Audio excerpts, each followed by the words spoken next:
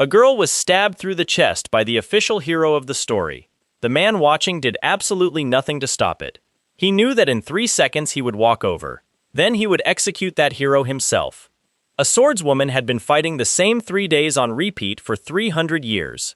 She looked up and saw a student she had never met. The student called her master. A blood-crazed vampire boss tore through an academy. One first-year student walked up and tilted his head. He offered the vampire his own neck. Somewhere above the clouds, a legendary beast king demanded a mythical treasure.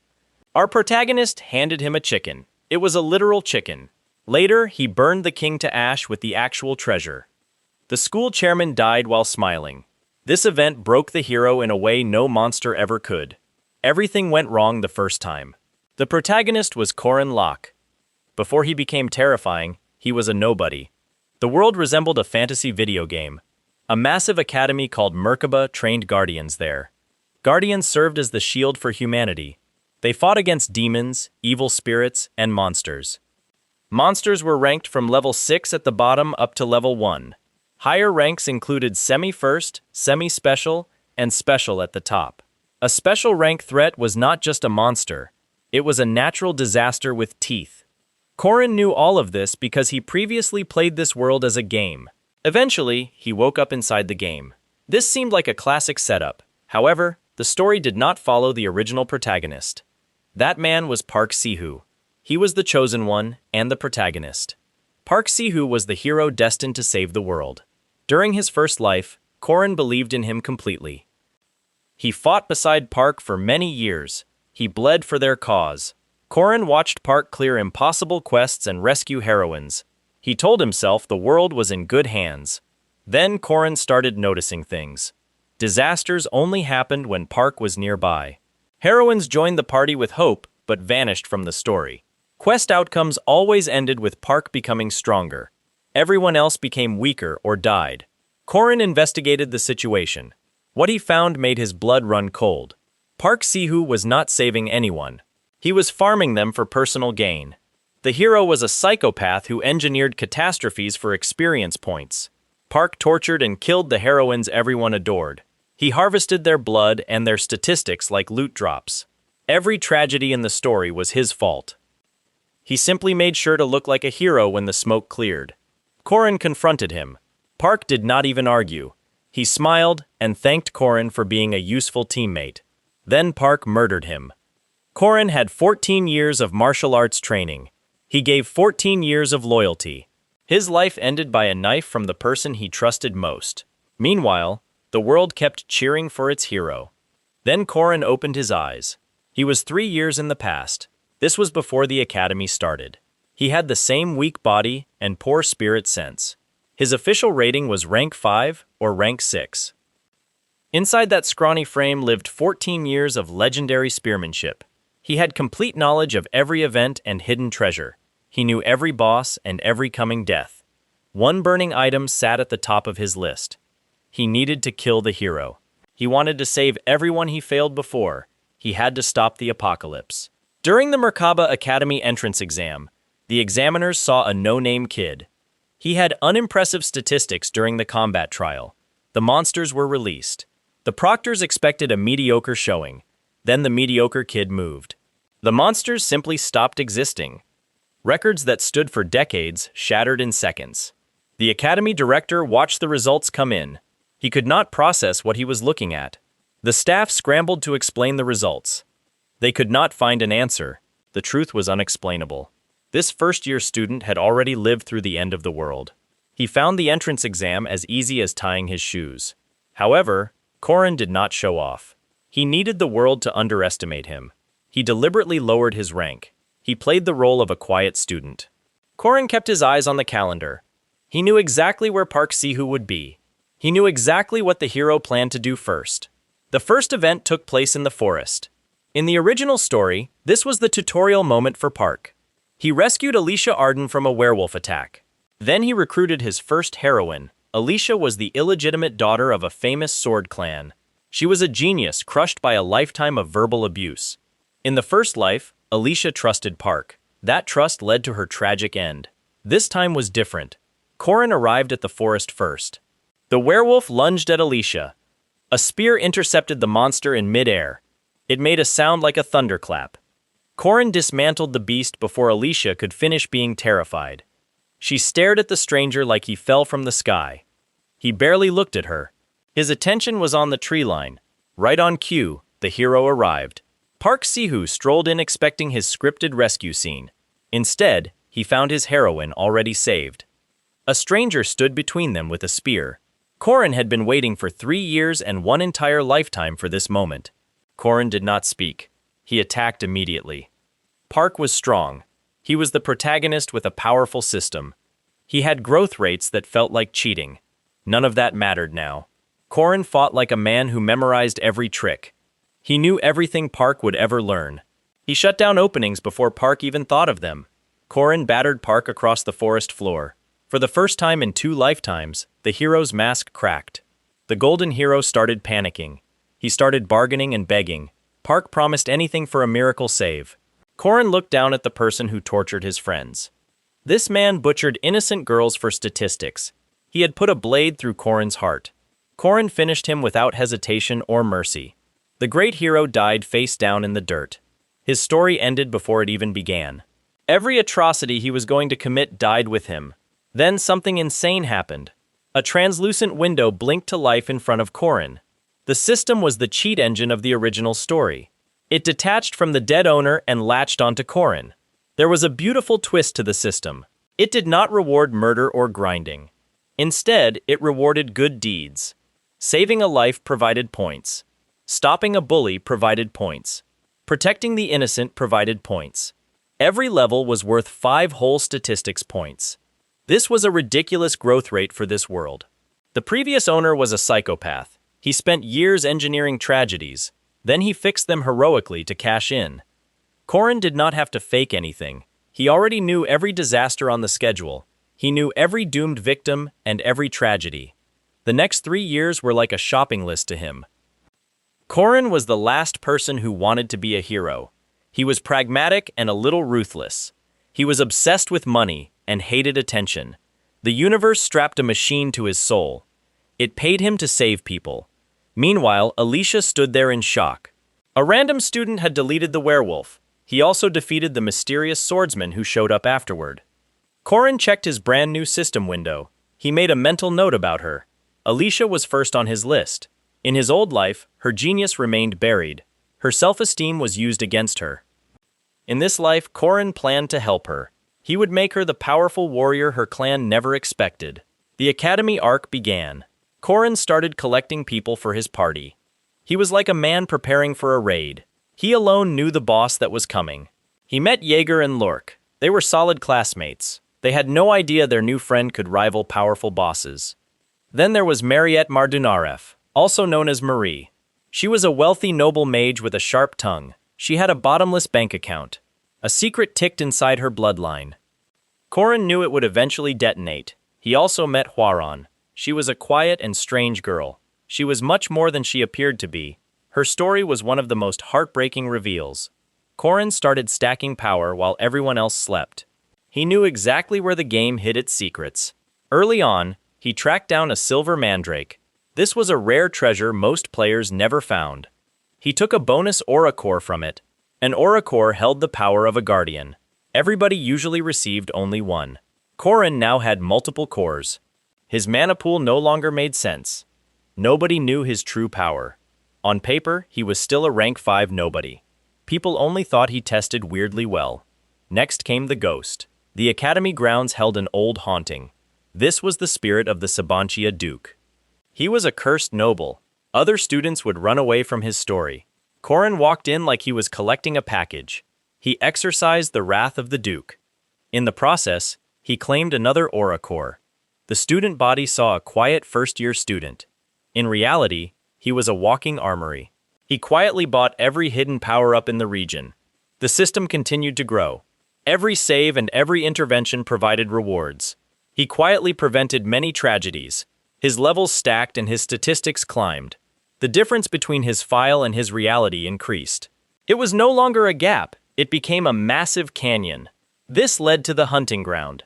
It was the brutal survival test of the academy. Students were dumped into monster territory. Most first years were terrified during this week. For Corin, it was a farming session.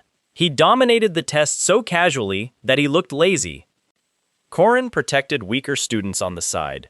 He knew that good deeds paid the bills. However, Corin was not relaxed. His eyes kept drifting toward Mariette. He knew what lived in her blood. He also knew the timeline. She was supposed to have more time.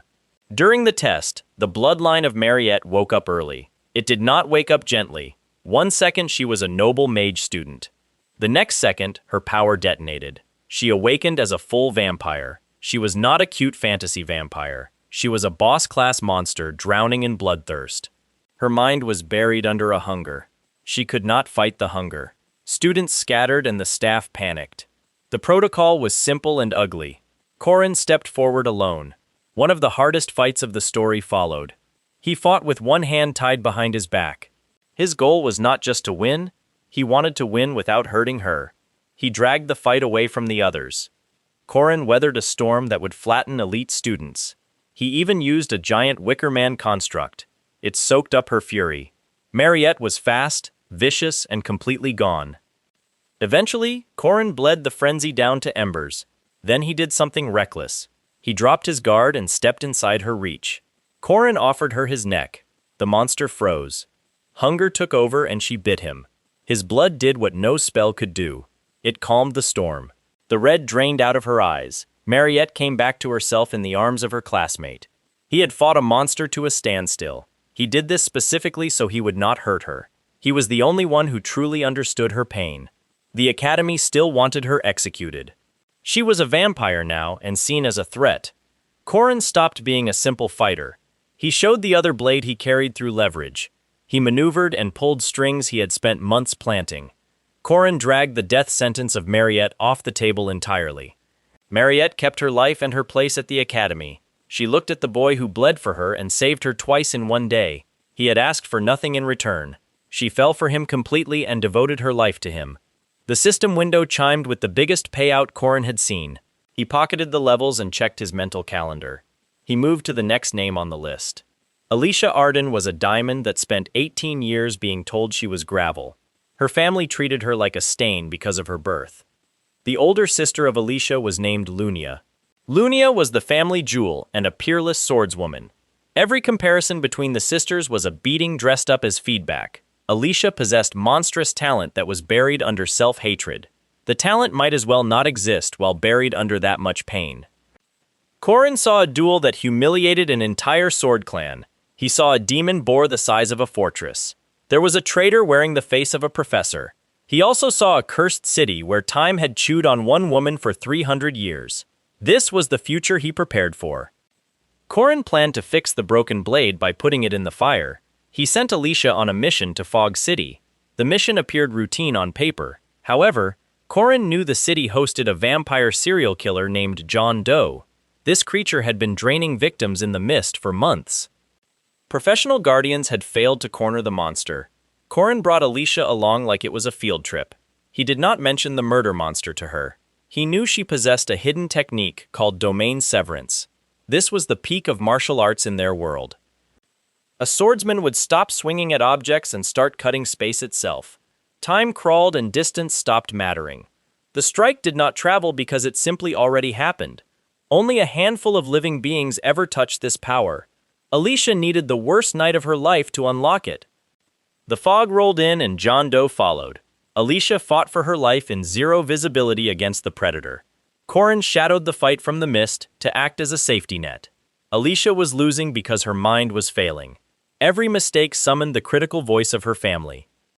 The vampire interpreted her hesitation and cut her down move by move. Cornered and bleeding, something in Alicia finally went quiet. The fear and the comparisons became silent. The world narrowed to a single line between her blade and the monster. She cut and the fog split. The monster was in two pieces before his brain registered the movement. Domain severance awakened in a first-year student the world had dismissed. Alicia stared at her hands in shock.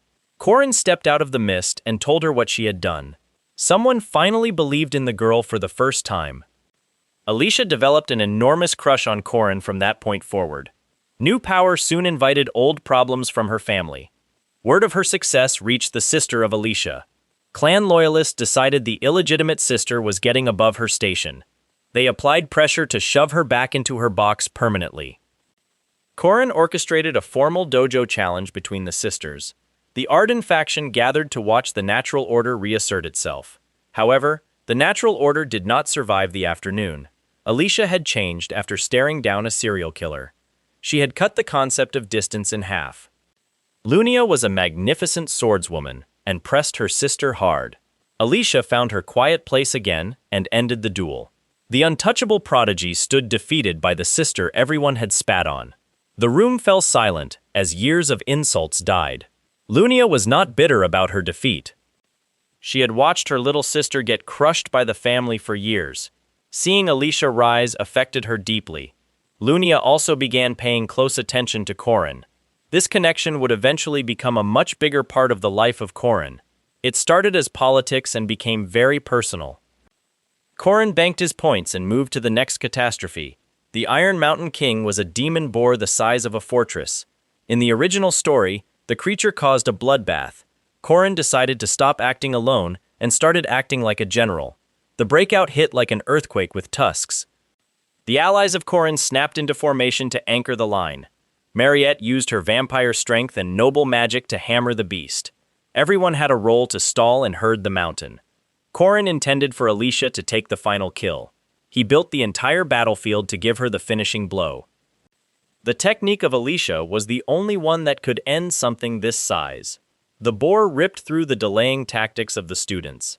Then a window of opportunity opened for one heartbeat. Alicia stepped in and carved a line through the massive creature. The Iron Mountain King came apart in one strike. The Academy lost its collective mind at the display. Corin climbed another quiet step in rank while pointing the spotlight at his friends. Then a professor named Firmac Damon tried to kill him. Firmac was a traitor sold to a man named Tate Balthazar. Balthazar was once a hero but now led a nightmare organization. In the first life of Corin, Balthazar was the face of the apocalypse. Now the agents of the king were already embedded in the academy. The traitor moved on Corin, and the boy allowed it. An attack by a professor provided perfect justification for retaliation. Corin showed his true power for the first time. He did not hide behind teamwork or clever positioning. Corin took the professor apart systematically. He used 14 years of spear work and multiple aura cores. He possessed a fighting intelligence built on 2 lifetimes of war. The professor realized his mistake far too late. Corin executed him and sent a message to his enemies. The academy watched a first-year student kill a traitor in single combat. The ranking system promoted Corin Locke directly to rank 1. This was the summit of the student world. Elites usually spent a decade trying to reach this level. The promotion shocked every noble student and instructor. Rank 1 still undersold the true power of the boy. The latter did not have enough rungs to describe him. Corin then decided to celebrate his new rank with a vacation. He moved toward his next goal with confidence. Mariette invites him south to her family estate. Calling it an estate is a criminal understatement. The Mardenara family is wealthy on a scale that has its own weather. For Mariette, this trip is transparently an audition. She wants him to imagine himself in her world permanently. Since her awakening, her devotion has matured into something sweet and fierce. It has also become quietly alarming. She privately concluded that the correct solution to mortality is turning Corin into a vampire. This way, the word forever stops being a figure of speech. She has not run this plan past him. She does not intend to tell him. Meanwhile, Corin treats the vacation as a business trip. The South holds unfinished paperwork for him. The Saboncia Duke has roots in this region. The Duke is an 800-year-old noble. He is an ancient ghost from the academy cursed into vampiric undeath. Corin came to close the account with him. What he finds is not a monster to slay. Instead, it is a tragedy to end. The old Duke spent 8 centuries in a cursed existence. He watched everything he loved rot away. He long ago stopped hoping for anything but an ending. Then he sees Mariette and Corin. Mariette is a young vampire who kept her heart. Corin is the boy who bled to save it. Something 800 years old finally unclenches. The Duke passes his demonic core to Corin, officially this time. He gives Corin full power and a blessing. Then the Duke goes to his rest in peace. This quiet scene lands like a church bell. Even Corin stands there a moment longer than he needs to. He has a new core in his collection. His mana pool is now officially massive. Because this is Corin, the trip has one more agenda item. This last item is real estate. Amid apocalypse prevention, our hero has been investing. He bought a large inn a while back. Corin is genuinely proud of this property. He checks on it like a doting parent. He fully intends to be rich when the world survives. He learns about a typhoon bat nearby. This storm-class flying monster drags hurricanes behind it like a cape. The bat is on a course to flatten his property. Corin decides to protect his investment. He intercepts the walking natural disaster. Corin beats the monster out of the sky. In his head, the ledger is clear. He saved lives and earned system points. Most importantly, he protected his property value. The system chimes for his success. His inner landlord chimes even louder. That inn matters more than it looks. It is becoming the unofficial clubhouse for his crew. They gather there to plan and breathe between catastrophes. Keep this location in mind. The next destination has no warmth in it. A city called Nazria is on the map. Corin hesitates when he looks at the entry. The city of Nazria is cursed. Time inside the walls is broken. Danua is trapped inside the gears of time. Corin swore he would come back for her. She was his master from his first life. She forged him into a spearman. Now she holds the line against an undead army. She is trapped in a 3-day time loop. This has lasted for 300 years. Corin takes Alicia and walks into the city. Nazria does not look cursed from the outside. The walls stand and the gates are open. The streets are intact. It looks like a city holding its breath. Then you cross the boundary. The air suddenly changes texture. Time in here is not flowing. It is circling in a loop. The same 3 days spin like a coin. The city is sealed off from the world.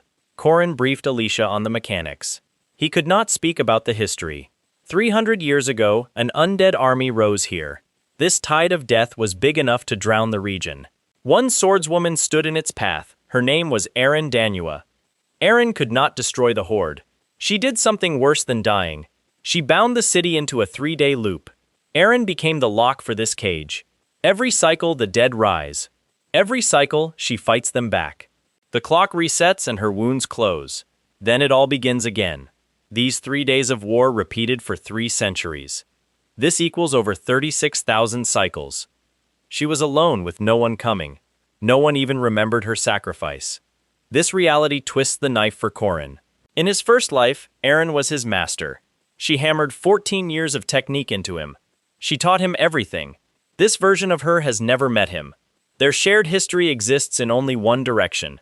He remembers a bond she has not formed. Then the dead notice the newcomers. There is no more time for feelings. The horde comes down the streets like floodwater. A familiar blade cuts through the massive teeth. Erin in motion shows the result of centuries of practice. Her swordsmanship stops resembling combat. It starts resembling weather. She carves a corridor through the dead. Erin lands between the students and the tide. Her first words are those of a soldier. She asks who they are. She tells them to get behind her. Corin answers by planting his spear next to her. He matches her pace perfectly. She notices him immediately. His footwork and breathing are hers. Her style is alive in a stranger's hands. He executes her philosophy like a personally drilled student. This woman has seen the same 3 days for centuries. Now she encounters something new. A student she never taught is fighting beside her. It looks like she spent years teaching him. The city resets in an eerie calm. During this time, he tells her everything. He speaks of the game and his first life. He mentions Park Sihu and her lessons. He describes her death in the old timeline. 14 years are condensed into one impossible confession. The proof is in his spear. You cannot fake a master's style to the master. Erin sits with this information. 300 years teaches you to avoid disbelief. Her posture shifts slightly. She changes from a garrison commander to a teacher. It is a meeting with a student out of order. However, warmth does not break curses. The loop is anchored deep. The undead army powers the loop. It is a knot of death magic. Cutting it needs something that outranks death. Corin has been shopping for such a tool. He has a prize from the death god. He carries a netherworld orb. The orb hums with authority over the dead. There is a problem with the fine print. The item has 0 accuracy in Corin's hands. He cannot aim it well. Accuracy does not matter here. You do not need aim against an ocean. You only need volume. The plan is beautifully simple. Aaron and Alicia carve a path. They use mastery and a freshly awakened domain. Undead disintegrate in geometric patterns between them. Corin drives into the heart of the horde. He reaches the rotten core of the curse. He brings the death god's authority down. Purifying light erupts through the city. It floods every street and every corpse. The foundation of the loop is destroyed. The dead do not fall. They dissolve and are finally unmade. The loop finally lands like a coin. Time restarts in Nazria. 300 years late, tomorrow finally arrives. Aaron feels the change instantly. The loop was her preservation. 3 centuries have been waiting outside the walls. Now the bill comes due. She does not collapse yet. However, they all understand the situation. Her time is borrowed now. The interest on that borrowed time is cruel. She stands with Corin on a balcony. They watch the first new dawn in centuries. The mentor and student relationship changes. She looks at the boy who saved her. He crossed timelines to reach her. She kisses him without ceremony or speech. Then she smiles and fades away. The last thread of the curse lets go. She is free and at peace. Corin stands there long after she is gone. Alicia does not say anything. There is nothing to say. Corin's rescue checklist takes a real dent. He saved a city but lost his master. The name Aaron Danua is not finished yet. It will surface again with a familiar face. Remember the Academy chairman, Iryu Kasar. Keep her in your sight from now on. The mood at the Academy changes. Festival season has arrived. The streets are full of lights and food. Mariette immediately weaponizes the event. She declares dates instead of requesting them. Alicia orbits Corin with an obvious crush. Lunia acts like a fiancé more every week. Corin is drowning in attention. He has no idea how to process it. Killing a demon boar is easy for him. 3 women fighting over him causes panic. Corin watches Huaron under the lanterns. It is time to open her file. He has kept this file since his first day. Huaron is the quiet and uncanny girl. She is not human. She is a heavenly yaksha or a jiangshi. Her body is like a shared apartment. There are 2 tenants inside her. One tenant is named Hua. Hua is a monstrous and ancient entity. The other tenant is named Ran. Ran is the original human soul. She is an innocent girl. Her life was stolen by the monster. 2 souls now share one body. Corin knows their story from the game. He knows how much they have suffered. He has been protective of them since enrollment. Ran is sweet and childlike. She decided that Corin is safety itself. She calls him father in her own way. He lets her do this. He does not have the heart to correct her. Someone else has been watching Horan. His name is Kang Ryun. He is a professor at Borome Academy. Publicly, he is a distinguished scholar. Privately, he is a dangerous necromancer. He sees Horan as a weapon. Ran is just an inconvenient safety catch. His plan for the festival is a ritual. It is hidden under the celebrations. He wants to erase the soul of Ran. This will detonate the monster called Hua. Hua is an apocalypse-grade entity. The monster will be unchained mid-festival. Tens of thousands of civilians are in danger. Corin has known about this plan. His nastiest weapon is preparation. He set up a merchant network long ago. This seemed like a simple money quest. Now it is time for the payoff. A massive ritual needs rare components. Necromancers use discreet and quiet suppliers. Kang Ryun used Corin as his supplier. Every critical component came from Corin. They are all doctored counterfeits. They are laced with trackers. Corin engineered them to fail. The necromancer built his masterpiece out of sabotage. He even added a figurative bow on it. The timing was like a razor edge. The magical array still fired. During the festival, the ground lit up in ritual patterns. Huaron collapsed screaming as the magic started prying Ran loose. The true form of Hua began tearing through. Power flooded out on a scale that made the Iron Mountain King look like a petting zoo. Corin could not just wait for the sabotage to work. If the soul of Ran shredded before the fake components failed, she would be gone permanently. Hua would never come back from it. So he did the insane thing. He stepped in and fought the awakening heavenly Yaksha himself. He paid for it in the most expensive currency he had. He did not use aura or stat points. Instead, he used his life force. He burned his actual lifespan to stand inside the storm. He absorbed and redirected apocalypse-grade violence. He did everything except hurting her. He bought seconds with pieces of his own existence. Hua was half awakened and blind with agony. She hit him with power meant to end cities. He took it. Again, the zero accuracy orb of the death god earned its keep. He paired it with a faulty mana stone. This stone maximized the spread on missed shots. His guaranteed miss became a wide and gentle wave. This wave tagged Huaran with suppressive force without a killing edge. It was the item nobody could aim. He weaponized the item by aiming badly on purpose. Only this man could do such a thing. Then the sabotage landed. The counterfeit components failed in sequence. The heart of the array seized. The 3-year masterpiece of Kang Ryun died because of supply chain fraud. The ritual collapsed. The soul of Ran settled back intact. The forced awakening of Hua reversed. Both tenets of that shared body were saved in one motion.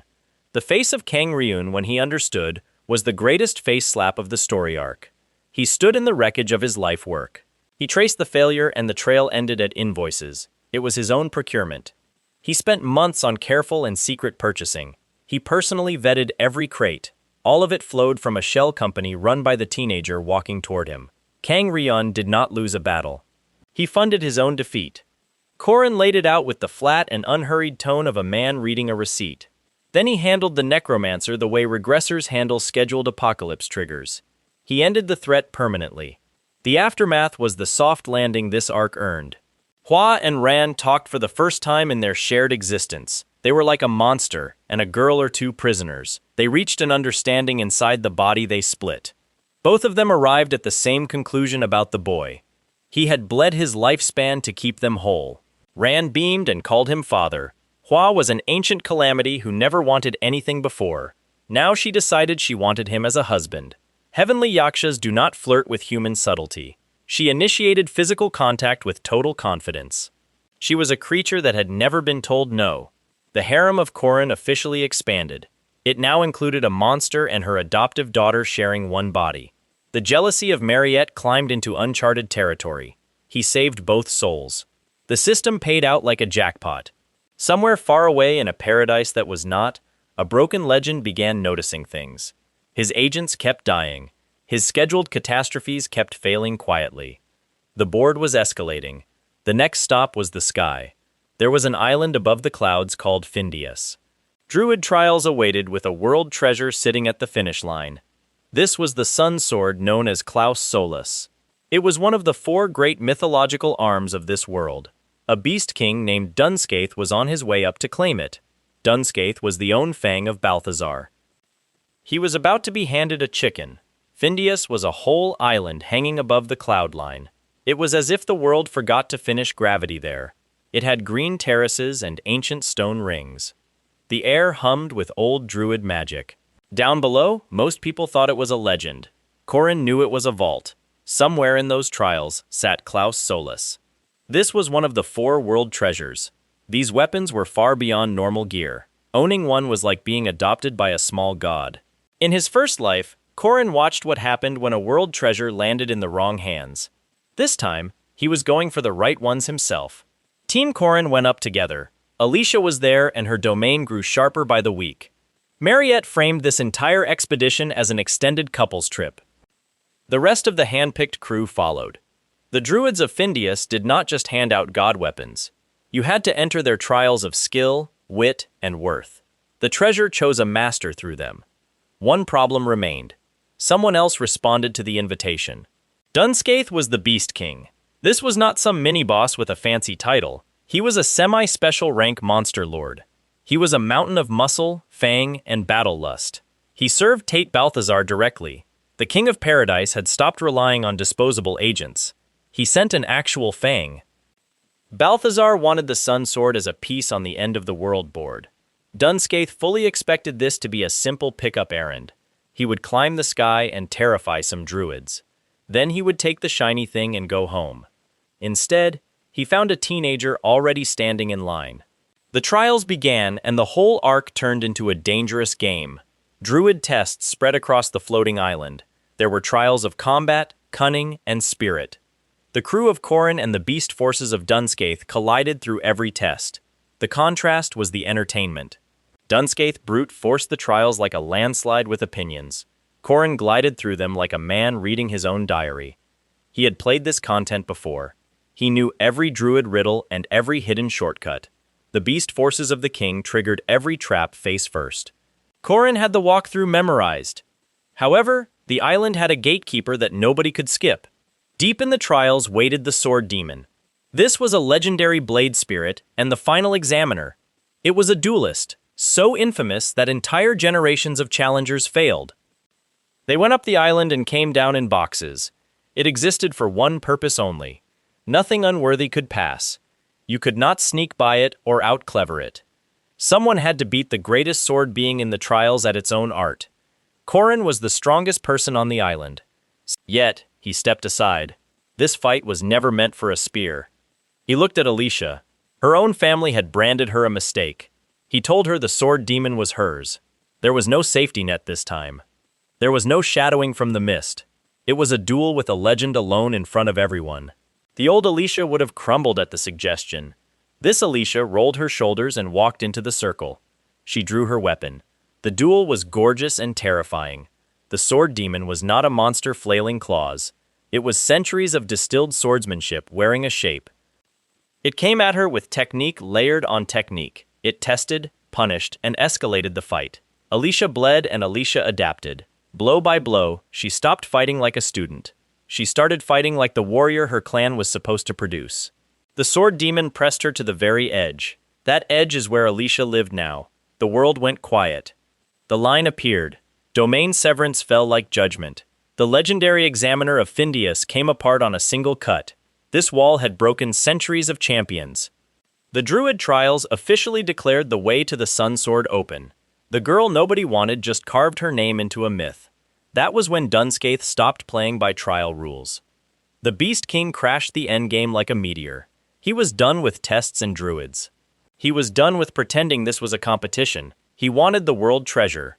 He was willing to paint the island with everyone between him and it. Chaos erupted across Findius. Beast forces fought the crew of Corin. Druids were scrambling everywhere. The vault of the Sun Sword stood open at the center of it all. This next bit was a favorite moment. In the scramble for the treasure, Dunscaith demanded the prize. He was enormous and furious as he closed in. Corin looked cornered and out of options. He handed over the sacred bundle. The Beast King snatched it with a roar of triumph. He tore it open to claim the god weapon. It was a chicken. It was a live and clucking chicken. The mighty fang of the King of Paradise stood on a floating island holding poultry. He was a semi-special rank terror of the beast realms. In the exact seconds his brain was rebooting, the actual heist completed. Corin claimed the real Klaus Solus from the vault. The Sun Sword accepted him. Light flooded the trial grounds. This was not a normal sword glow. It was concentrated and ancient sunlight. The sword was absolutely furious to be awake. One of the 4 world treasures just chose an unremarkable boy. His entrance file had said he was only rank 5. The roar of Dunscaith shook the clouds. The chicken reportedly survived the encounter. The dignity of the owner did not. What followed was the fight this whole arc was building toward. It was a monster of a battle. Corin fought the Beast King across and above the floating island. It was a brutal aerial war. A spearman burning solar power fought a beast lord who had crushed armies. Dunscaith was the real thing. He was the hardest opponent this timeline had thrown at Corin. He tanked hits that erased lesser monsters. He closed distance like heavy weather. He forced Corin to actually work. Multiple aura cores blazed. 2 lifetimes of technique ran at full spend. The sky over Findius strobed with impacts. This was the struggle before the big win. Corin paid for it in blood and altitude, but he was holding the sun. An opening finally came through the guard of the Beast King. Corin poured everything Klaus Solus had into that one clean line. The solar output was like a star clearing its throat. Dunscaith was simply erased. He was the fang of Balthazar who came to collect a god weapon. He was burned to ash in the middle of the sky. He was gone so thoroughly that nothing was left to fall. The chicken guy killed him. He used the sword he stole while the chicken was happening. Somewhere far below, the plans of Tate Balthazar lost a keystone. The King of Paradise finally had to take the anomaly seriously. The flight home should have felt like a victory lap. They secured a world treasure and deleted a beast king. Alicia was now the girl who killed the sword demon. The whole team leveled up in power and legend. It mostly felt like a victory. Mariette spent the trip openly plotting how to commemorate this. She also recalculated her timeline to turn Corin into a vampire. Hua initiated physical contact with zero warning. Rand demanded to hear the chicken story twice. But Corin was not celebrating. He was counting. His internal calendar had been right about everything so far. It said the next event was the one he dreaded most. The Mage Tower was next. Mages in this world organized under great towers. These were circles of magical rank and ancient institutions. They held enormous political weight. In the first life of Corin, the tower rotted from the inside. There were corrupt elders and secret deals. 2 agenda items concerned him personally. The tower wanted Mariette. A vampire noble of the Elder Track was a research prize and a political weapon. They also wanted Chairman Iryu Kasar dead. The chairman of the academy was the biggest obstacle to the tower.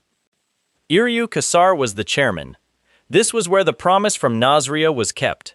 It was important to keep her in mind. The chairman was connected to Aaron Danua.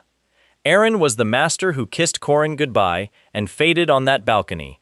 The body of Iryu was bound up with the existence of Aaron. The chairman was a proxy and a vessel. This vessel carried something of the woman who held Nazria for 300 years. The woman Corin already lost once was still in this story. She remained in a strange and sideways form. Exactly why what is coming will hurt is clear. The conspiracy is already moving.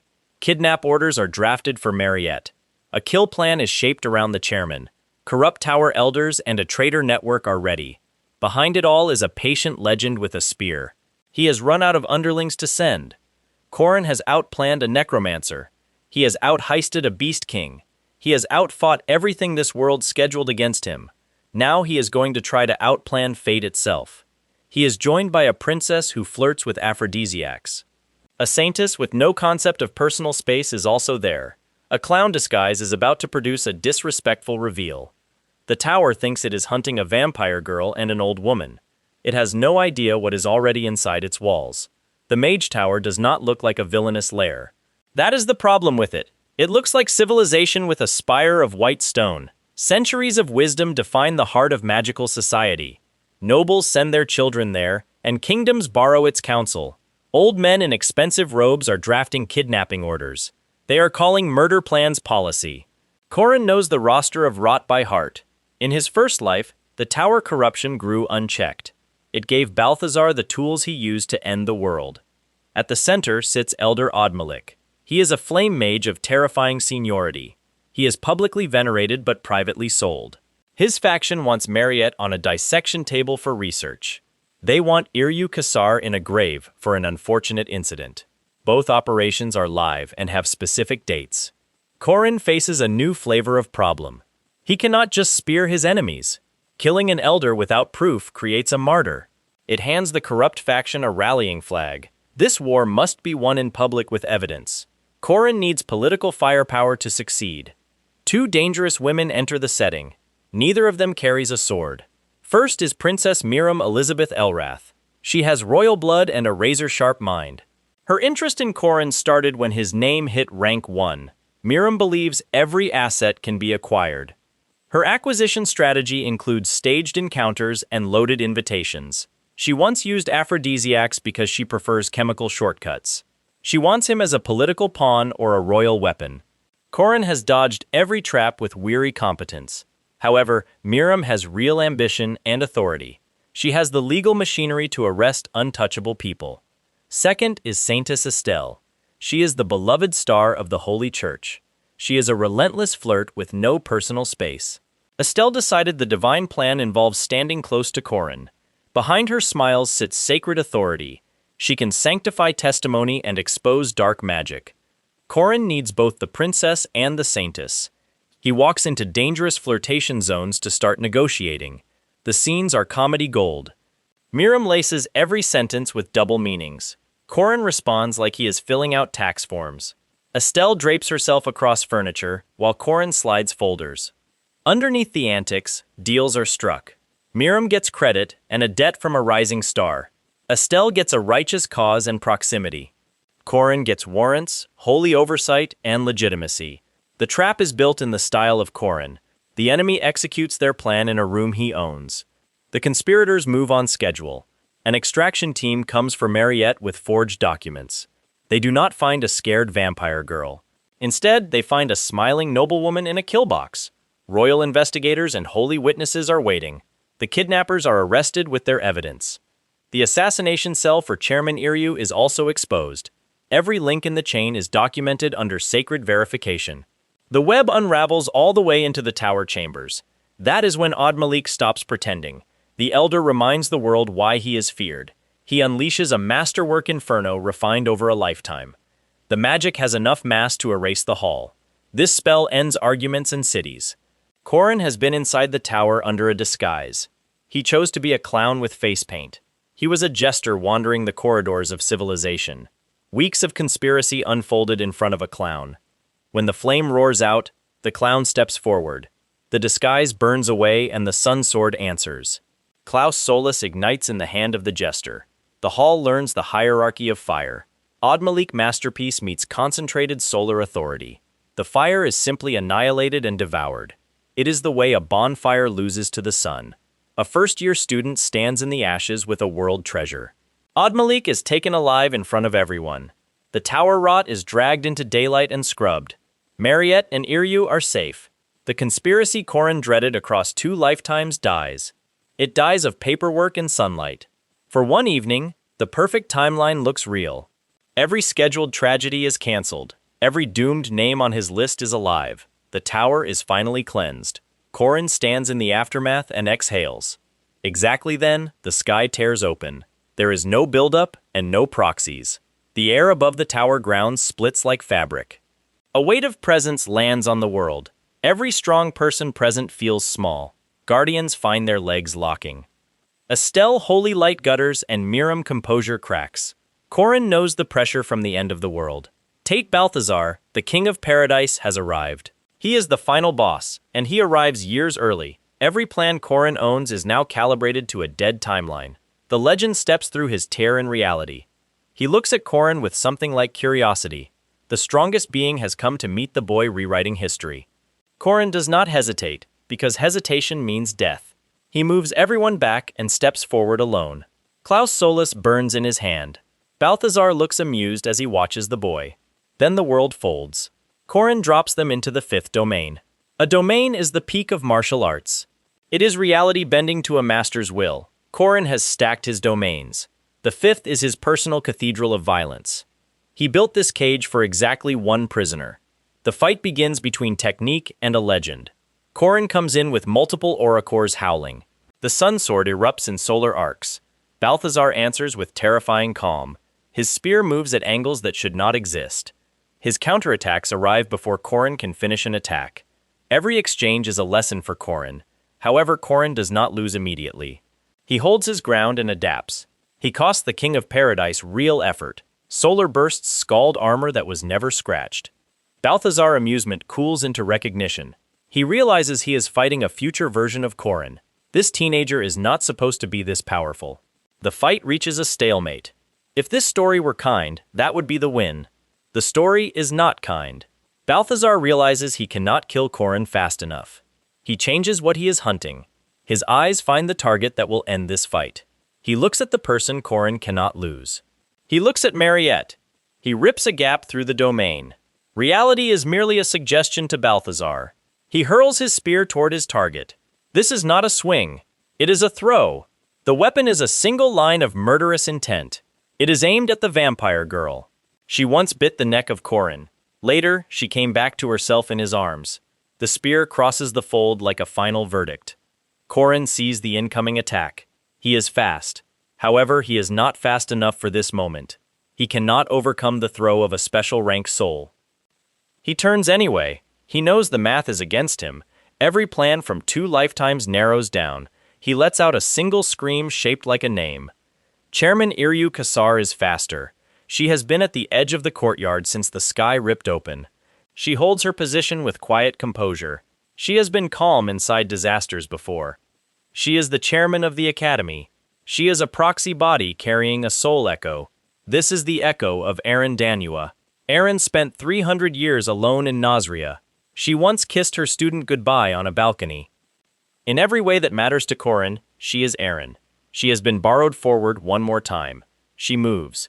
With one hand, she shoves Mariette clear. This is how a teacher moves a student. The spear takes Iryu instead. It passes clean through her body. This kind of hit cannot be healed, it cannot be taken back. She smiles. It is not a pained smile.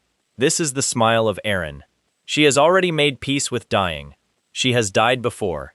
She spent 3 centuries alone for this moment. She knew exactly what to do. She looks at Corin. He is her student and her impossible boy. Her expression says it is all right. He saved her once. Now she will save one of his loved ones. A portal is already closing behind her. Emergency magic whisks her out. Corin cannot reach her in time. He lunges forward. The 5th domain lurches. Balthazar stands between them. The light swallows her. The scene closes, and she is gone. Silence follows. Balthazar looks at his own hand. He just threw the spear. His expression shows something like respect. The rip in the sky yawns wider. The King of Paradise steps back through it. He has already gathered information. This boy is an anomaly. He has the potential of a powerful rival. Balthazar will handle him later. He leaves as casually as he arrived. The pressure lifts. The world exhales. The 5th domain collapses around Corin. He stands in the middle of the courtyard. A minute ago, this was a victory. The conspiracy is dismantled. The sun sword is in his hand. Mariette is alive at his side. Alicia is running toward him. Miriam is barking orders. Every tragedy on his list is cancelled. One exception remains. He drops to his knees. The sun sword goes dark. His tidy checklist finally breaks in half. He has carried it for 2 lifetimes. He did everything possible. He killed Park first. He caught Alicia before she could break. He held Mariette during her awakening. He tore the loop of Nazria apart. He sabotaged the masterpiece of a necromancer. He even stole a treasure with a chicken. He beat the final boss. It was still not enough. He lost the same soul again. Corin sits on his knees in the courtyard. He is not crying. He is simply numb. Alicia places a hand on his shoulder. Hua and Ran stand a step back. A hole remains in the sky. The legend went home to plan. The story played a trick.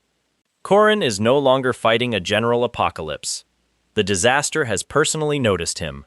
Balthazar knows his name. He has seen the 5th domain. Balthazar will return for a real fight. He will choose his own terms. The perfect timeline is dead. Iryu proved this truth. History has teeth and it just bit down. Look at Corin again. He is kneeling in the courtyard. He still holds the sun sword with white knuckles. He is no longer a simple student. He fought the King of Paradise to a standstill. Now he knows the height of the mountain.